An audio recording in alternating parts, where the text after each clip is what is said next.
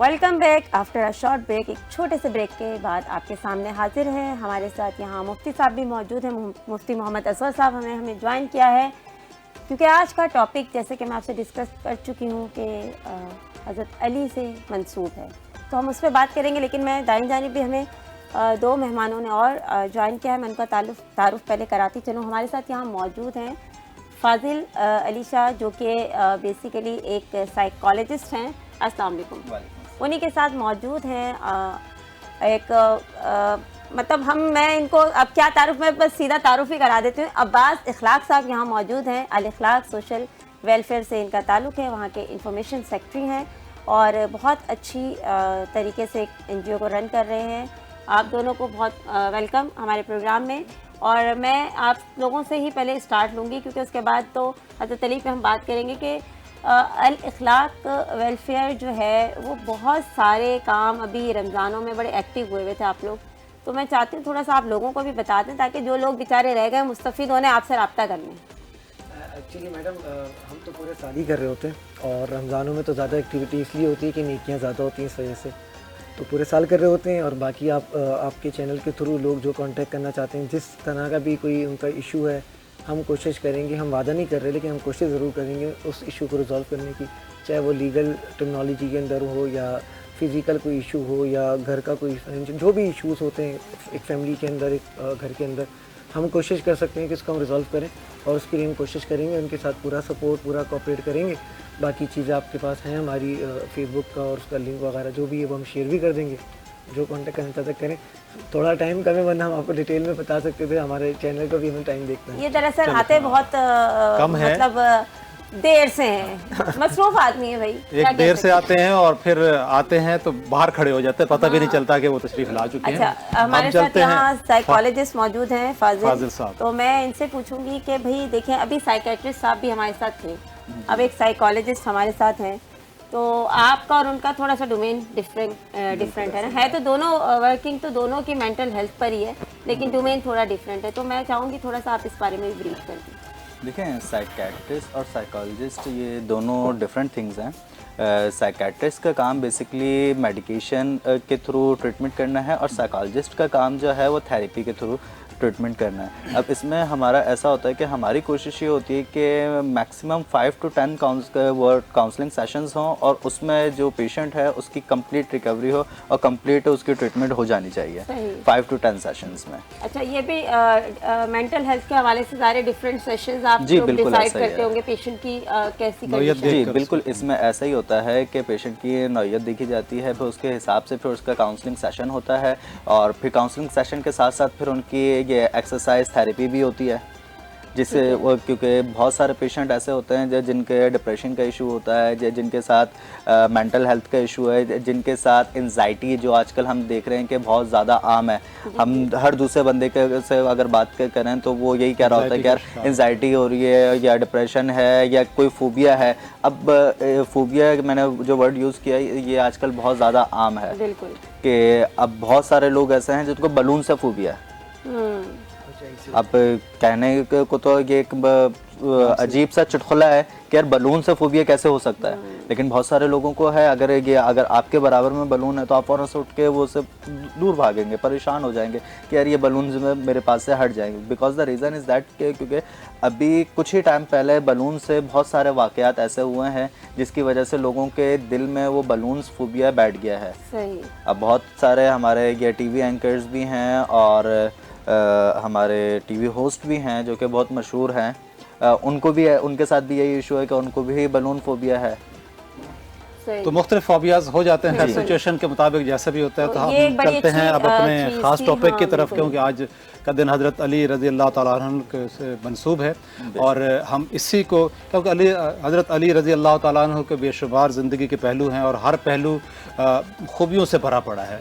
बहादुरी का पहलू देख लें, शुजाअत का देख लें, अदालत का देख लें, इमामत का देख लें, किसी पहलू को भी देख लें तो हर पहलू मशाल राह भी है और खूबियों से भी भरा पड़ा है। तो मैं हज़रत मौसी साहब से गुजारिश करूँगा कि वो किसी एक पहलू पे, जिस पहलू की आज बहुत ज़रूरत है, उस पहलू पे आप बात बल्कि अगर उनकी शहादत के हवाले से ही कुछ अगर आप रहनुमाई लोगों को मतलब बता सकें कि ये کیونکہ بہت ساری چیزیں ہیں، کچھ پردے میں ہیں، کچھ پردے کے باہر ہیں، تو صحیح چیزیں، صحیح حقائق بھی لوگوں تک پہنچ پائیں. جی.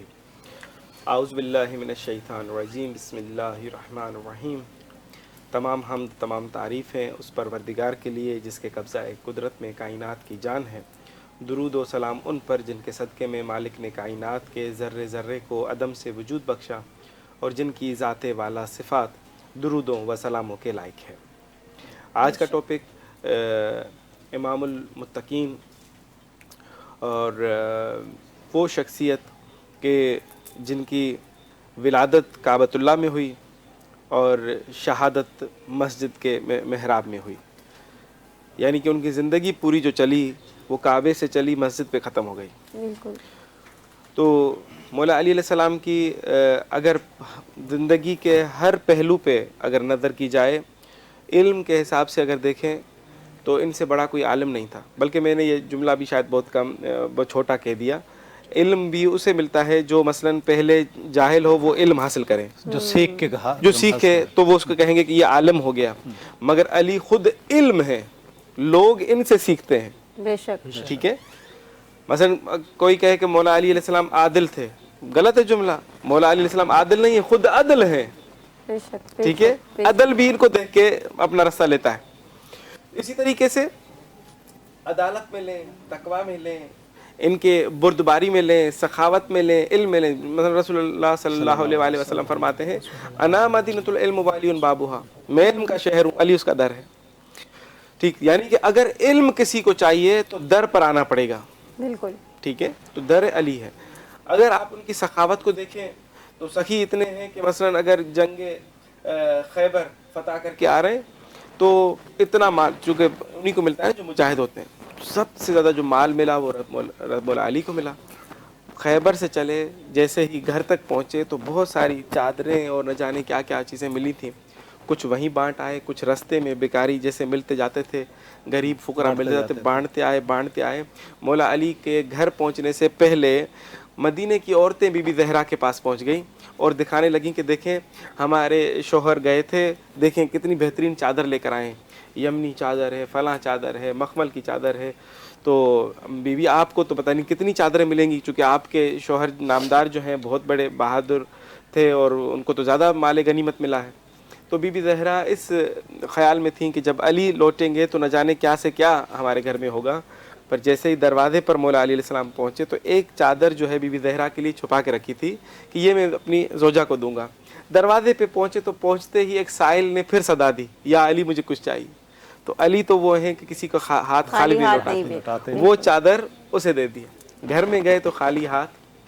بی بی زہرا نے کہا کہ ابھی مدینے کی عورتیں آئی تھیں، انہوں نے مجھے نہ جانے کون کون سی چادریں دکھائیں کہ مال غنیمت میں ان کے شوہروں کو ملی ہیں، تو آپ میرے لیے کیا کیا لائیں؟ تو بی بی نے، مولا علی علیہ السلام فرماتے ہیں یا یہ زہرا، میں آپ کے لیے ایک چادر لایا تھا، مگر جیسے دروازے پہ پہنچا تو ایک سائل نے صدا دی، میں نے وہ ان کو دے دی. تو بی بی فوراً سجدے میں چلی گئی اور کہنے لگی کہ مالک تیرا شکر ہے کہ تو نے مجھے علی جیسا شوہر عطا کیا. کیا بات ہے، سبحان اللہ. ٹھیک ہے. کیا بات. مثلا اگر سخاوت کا پہلو لیں تو اس طرح سخی ہیں. علم کا پہلو لیں تو علم کے باب سارے مولا علی سے. تقوی کا پہلو لیں تو امام المتقین ہیں. بے شک بے شک. آپ اس کے ساتھ ساتھ اگر آپ لیں ان کی کرامت کا پہلو تو دروازے پہ سائل آتا ہے. جس طرح امام حسن حسین مریض ہو جاتے ہیں تو بی بی زہرا ایک قصد کرتی ہیں کہ ہم 3 دن روزے رکھیں گے. تو مولا حسن حسین ٹھیک ہو جاتے ہیں تو یہ پنجتن پاک ہی، مثلا رسول خدا، مولا علی، امام حسن، امام حسین، بی بی فاطمہ، یہ روزے رکھتے ہیں 3 دن. تو پہلا دن روزہ رکھتے ہیں، افطاری کے عین ٹائم پر جو ہے ایک سائل دروازے پہ آ جاتا ہے. تو اچھا وہ روٹیاں بی بی زہرا نے خود بنائی ہوئی ہیں، 5 روٹیاں ایک سب کی. تو قرآن میں اللہ نے پھر اس کی آیت بنا کے رکھ دی، مسکین و یتیم و اسیرا. ایک دن مسکین بن کر ایک سائل آ جاتا دروازے پہ، دوسرے دن یتیم بن کر، دوسرے دن اسیر بن کر. تو یہ دروازے پر آتے ہیں. تو ان کی کرامت یہ ہے، آپ اور ہم لوگ کیا کرتے، ہم لوگ دیکھتے کہ اگر کوئی سائل آ گیا تو ہم چاروں میں سے ایک روٹی دے دیتے، 4 ہم 5 مل کے کھا لیتے. تھوڑے زیادہ سخی ہوتے تو 2 روٹیاں دے دیتے، 3 ہم 5 مل کے کھا لیتے. مگر یہ گھرانہ ایسا تھا کہ انہوں نے یہ نہیں دیکھا کہ اگر زہرا دے رہی ہے اپنی روٹی تو مولا حسن پیچھے کیسے رہ سکتے ہیں؟ انہوں نے بھی اپنی روٹی دے دی، مولا حسین نے بھی اپنی روٹی دے دی، رسول اللہ نے بھی، مولا علی نے بھی، 5 روٹیاں اٹھا کے سائل کو دے دی۔ اگلا دن ہوا، پانی سے افطار کر لیا، اگلا دن ہوا، پھر اسی طریقے سے افطاری کے ٹائم پھر دروازے پہ ایک سائل آ جاتا ہے، پھر یہ 5 روٹیاں ان کو چلی جاتی ہیں۔ اس کے اگلا دن ہوتا ہے، پھر اسی طریقے سے سارا سلسلہ ہوتا ہے، 5 روٹیاں۔ تو اللہ نے قرآن مجید میں جب ان کے دروازے پہ کوئی سائل آتا ہے اور وہ صدا دیتا ہے مسکینوں و یتیموں و اسیرا کر کے، تو یہ وہ ہیں جو اللہ کی راہ میں اپنا سب کچھ دے دیتے ہیں۔ تو یہ وہ گھرانہ ہے۔ تو شاعر نے بھی کیا خوب یہاں پر عکاسی کی۔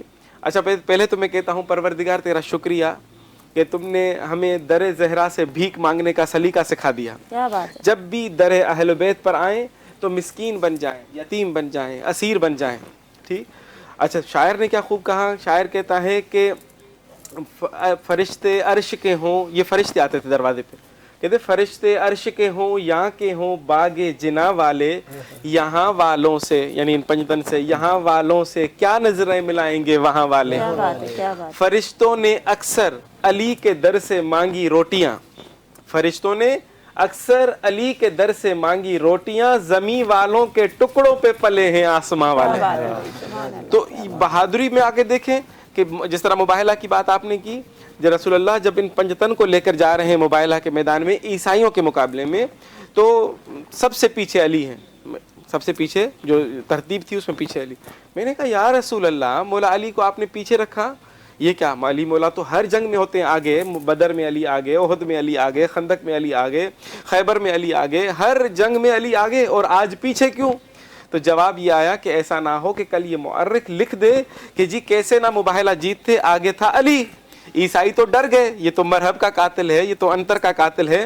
رسول اللہ نے کہا یا علی تو پیچھے رہ تاکہ میں دنیا کو بتا سکوں کہ میں نے مباہلہ طاقت سے نہیں صداقت سے جیتا ہے۔ کیا بات ہے بھائی، کیا بات ہے، سبحان تو یہ وہ امیر المومنین امام المتقین جب دنیا سے جاتے ہیں تو اپنے بیٹوں کو، چونکہ میں شارٹ کروں یہیں پر ختم کروں تو دوسرے دوستان بھی بات کر پائیں، اپنے بیٹوں کو وصیتیں کر کے جا رہے ہیں۔ اتنا بڑا شخص، جتنا بڑا شخصیت ہوگی، اب جب وہ وصیتیں کرے گا تو ظاہر ہے اس کے اندر اتنے ہی بڑا سبق چھپا ہوا ہوگا۔ بچوں کو وصیت کر کے جاتے ہیں کہ بیٹا اللہ کا تقوی اختیار کرنا، یعنی تقوی اتنا مہم ہے۔ امام المتقین امام حسن و حسین جیسی شخصیات کو کہہ کے جا رہے ہیں کہ اللہ کا تقوی اختیار کرنا، سبق ہمارے لیے ہے، مگر یہ ہے کہ دائرے اپنے بیٹوں کے ذریعے میں بتا رہے ہیں۔ پھر کہہ رہے ہیں کہ قرآن کی تعلیمات کو کبھی چھوڑنا نہیں، قرآن کی تعلیمات کو اپنا سرنامہ کلام رکھنا، یعنی کہ قرآن ہمارے لیے مشعل راہ ہے۔ اگر ہم چاہتے ہیں کہ ہر فیلڈ میں کامیاب ہوں تو قرآن کا سہارا لینا پڑے گا۔ اس کے علاوہ نماز کو ترک نہیں کرنا، نماز کو سر وقت پڑھنا۔ ہم لوگ مسلمان اگر چاہتے ہیں کہ اور کچھ نہ کریں، صرف قرآن پر اور نماز کو سر وقت پڑھ لیں تو بہت ساری مشکلات ہماری حل ہو جائیں گی۔ کہا ظلم کا کبھی ساتھ نہ دینا اور ظلم کے سامنے کبھی خاموش نہ رہنا، مظلوم کا ہمیشہ ساتھ دینا۔ اب آپ دیکھیں نا کہ ایران کے اندر جو کچھ بھی ہوا، ایران کے رہبر کو بھی قتل کر دیا گیا، کس وجہ سے؟ صرف انہوں نے مظلوم فلسطینیوں کی حمایت کی تھی، بالکل ایسی۔ ٹھیک ہے۔ تو ہمیں خداوند متعال سے دعا کرتے ہیں کہ ہمیں خداوند متعال مولا علی علیہ السلام کی ان وصیتوں پر عمل کرنے کی توفیق عطا فرمائے۔ آمین۔ میں مفتی صاحب کی طرف جاؤں گی۔ مفتی صاحب جی بسم اللہ، الحمدللہ رب العالمین والصلاة والسلام علی رسول اللہ وبعد۔ امیر المؤمنین سیدنا علی رضی اللہ تعالی عنہ وہ شخصیت ہیں کہ جن کے آنکھ کھلتے ہی نور انور جناب محمد الرسول اللہ صلی اللہ علیہ وسلم کے رخ پہ نظر پڑی، اور جن کے صاحبزادے سرداران جنت ہیں، اور جو خاتون ہیں ان کی ہم سفر وہ بھی خاتون جنت اور جنتی عورتوں کے سردار ہیں۔ بے شک جناب علی رضی اللہ تعالیٰ عنہ کی اللہ رب العزت نے وحی والی زبان سے سیدنا اللہ کے نبی محمد صلی اللہ علیہ وسلم کی زبان سے بہت سارے فضائل بتائے۔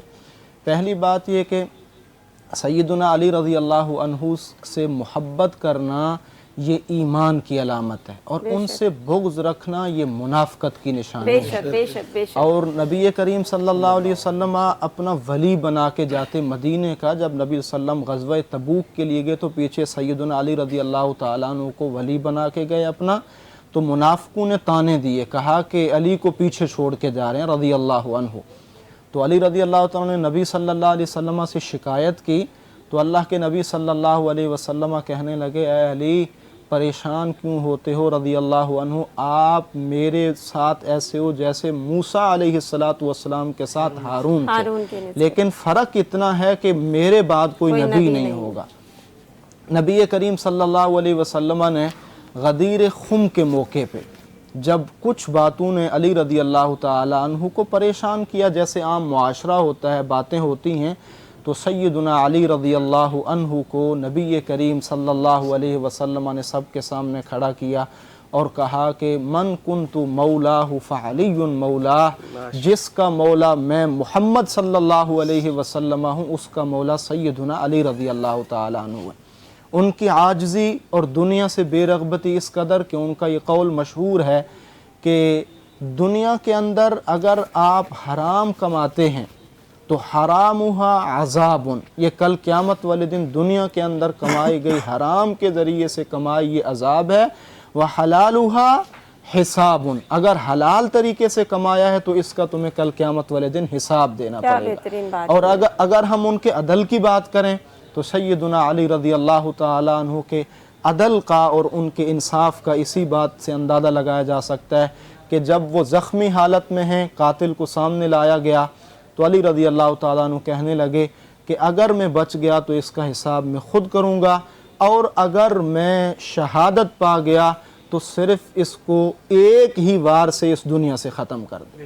اس سے بڑھ کر ان کے عدل کی کوئی بات کیا بات ہے، بہت ہی خوبصورت ڈیفائن کیا ہے مفتی صاحب نے۔ میں چاہوں گی مختصر سی گفتگو آپ بھی علامہ صاحب فرما دیں کیونکہ وقت کی بالکل ہی ہم مختصر سی گفتگو کریں گے۔ تفسیر امام حسن عسکری میں ایک واقعہ لکھا ہوا ہے کہ رسول اللہ تشریف لائے اور اپنے صحابہ سے کہنے لگے کہ ایک شخص ہے جو نماز پڑھتا ہے لیکن اس کی نماز آسمان تک نہیں جاتی، تو صحابہ نے کہا کیا وہ صحیح وضو نہیں کرتا، کیا وہ صحیح رکوع نہیں کرتا، کیا وہ صحیح سجدہ نہیں کرتا؟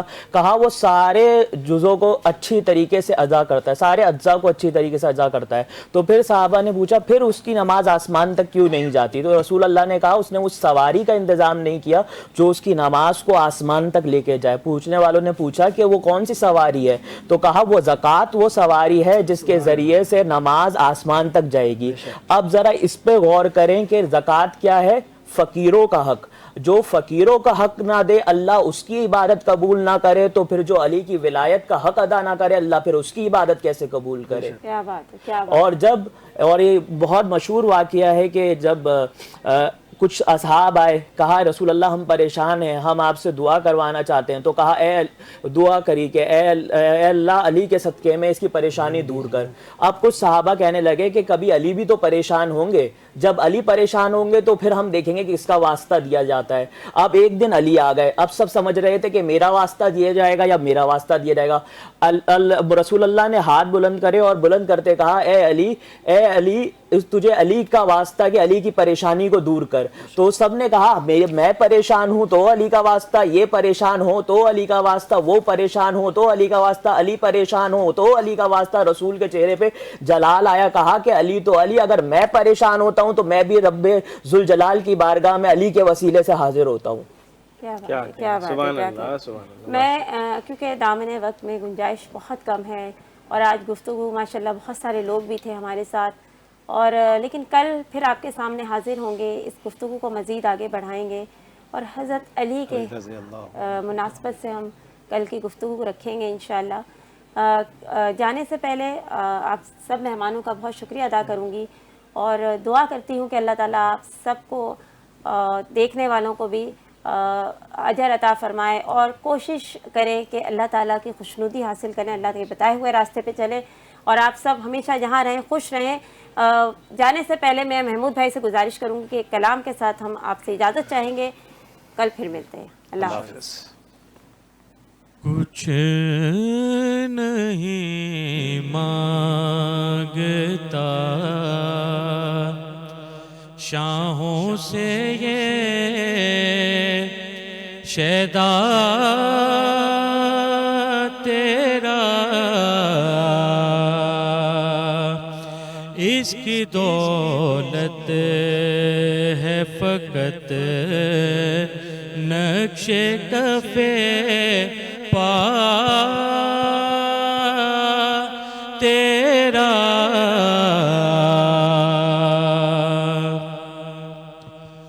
لوگ کہتے ہیں کہ سایہ تیرے پیکر کا نہ تھا، لوگ کہتے ہیں کہ سایہ تیرے پیکر کا نہ تھا، اور میں تو کہتا ہوں جہاں بھر پہ ہے سایہ تیرا،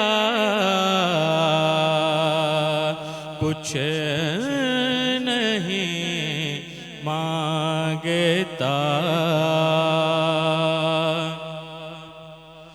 دستگیری میری تنہائی میں،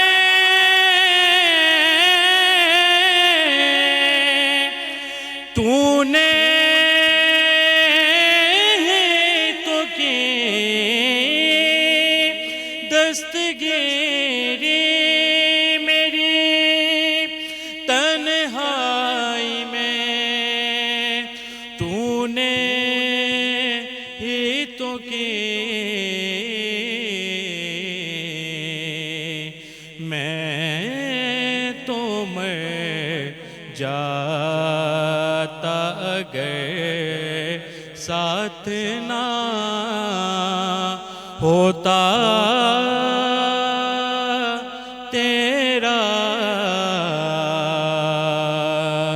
کچھ نہیں مانگتا، شاہوں سے یہ شیدا تیرا۔